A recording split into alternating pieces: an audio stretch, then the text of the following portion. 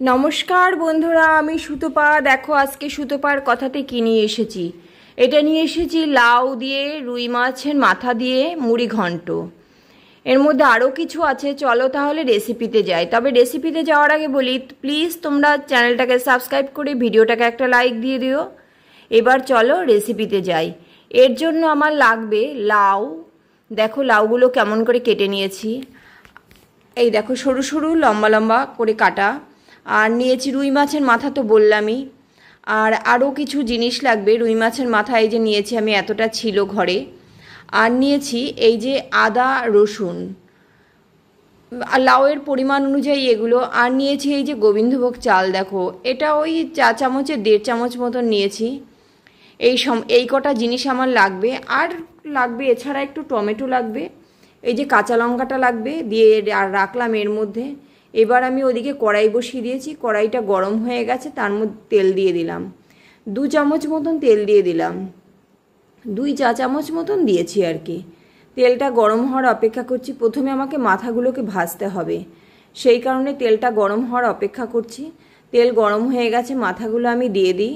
লবণ হলুদ আর মাখিয়ে দিইনি, এই তেলের মধ্যেই একবারে দিয়ে দেবো। দিয়ে উল্টে পাল্টে লবণ হলুদ দিয়ে যদি খুন্তি দিয়ে একটু নাড়া দিই, দেখবে ঠিক হয়ে যায়।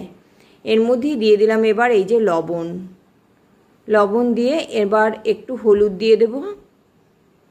দিয়ে এইবার দেখো এটাকে ভালো করে নাড়বো। আর ওদিকে সেই ফাঁকে ভাজা হতে হতে আমি এইগুলোকে পেস্ট করে নিয়ে আসি। আদা রসুন আর দেখো কাঁচা লঙ্কা কেমন করে পেস্ট করেছি। এবার এই পেস্ট করতে করতে দেখো এদিকে মাথাগুলো কিন্তু মোটামুটি ভাজা হয়ে গেছে। মাথাগুলো একটু ভালো করেই ভাজা হবে, কারণ লাউ তো খুব বেশিক্ষণ লাগে না হতে। মাথা পুরো ভাজা হয়ে যাবে, তারপরেই নামাবো। এবার মাথাটা তুলে নিয়ে আমি দিলাম হচ্ছে 2টো তেজপাতা আর একটু কালো জিরে ফোড়নে দিয়ে দিলাম। দিয়ে এবার এই যে পেস্টটা করে রেখেছি আদা রসুন আর কাঁচা লঙ্কার, সেইটা দিয়ে দিলাম। দিয়ে এটাকে একটু ভালো করে কষিয়ে নেব। যখন দেখব তেল ছাড়বে তখন এই দেখো আর একটা টমেটো, এই যে বললাম টমেটোটাকে পুরো পেস্ট করে এনে রাখবো। এই টমেটো পেস্ট করতে করতে ওই যে সেটা ভালো করে কষাবো। তার মধ্যে দিয়ে দিলাম লবণ আর হলুদ, আর দেবো একটু কাশ্মীরি লঙ্কার গুঁড়ো, আর কিছু না। এবার এই যে হলুদ দিয়ে দিলাম। এর মধ্যে কিন্তু জিরে ধনের গুঁড়ো আমি কিছু দেব না, কোনো কিছুই দেব না। এই দেখো দিলাম কাশ্মীরি লঙ্কার গুঁড়ো। দিয়ে এবার এটাকে ভালো করে একটু কষিয়ে নেব। যেহেতু রসুন থাকে, রসুনের কাঁচা গন্ধটা যাতে চলে যায়। তো যেই দেখব তেল ছেড়ে আসা শুরু হয়েছে তখনই টমেটো পেস্টটা দিয়ে দেব। টমেটো দিয়ে আবার এটাকে ভালো করে নাড়বো, পুরো ভালো করে কষাবো। কষাতে কষাতে যখন দেখব টমেটোটা হয়ে আসছে, মানে পুরো হবে না, হওয়ার আগ মুহূর্তে দিয়ে দিলাম এই যে গোবিন্দভোগ চালগুলো দিয়ে এবার নাড়তে গিয়ে দেখবে হয়ে যাবে। কেন, আদা রসুন তো আগে হয়েই গেছে। একটু মিশিয়ে নিয়ে গোবিন্দভোগ চালটা দিয়ে একটু মেশাবো, মিশিয়ে নিয়ে মাথাগুলোকে দিয়ে দিলাম। এবার মাথাগুলো সব শুদ্ধ ভালো করে এটাকে একটু নাড়তে হবে। খুব বেশিক্ষণ না, মিনিট 1.5-2 নাড়বো। আর সব থেকে বড় হচ্ছে মাথাগুলো দিয়ে খুন্তি দিয়ে এরকম ভেঙে ভেঙে দেবো, ভেতরেই কড়াইয়ের ভেতরেই ভাঙবো।